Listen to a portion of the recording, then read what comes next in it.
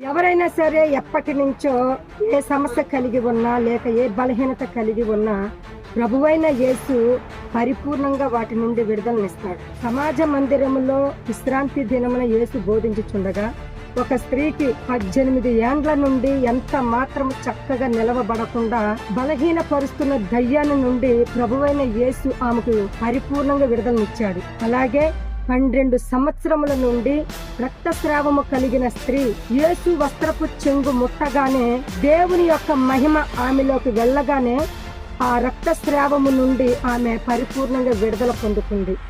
అలాగే యెరూషలేములో గొర్రెల ద్వారము దగ్గర బెతెస్దా అనే కోనేరు దగ్గర 38 ఏండ్ల నుండి వ్యాధి కలిగిన ఒక మనుషుని దేవుడు నీ పరుపెత్తుకొని లేచి నడవమని చెప్పగానే వాడు ఎన్నడూ లేని విధముగా దిగ్గున లేచి నడిచే విధముగా పరిపూర్ణముగా దేవుడు వానికి స్వస్థత కలిగించాడు.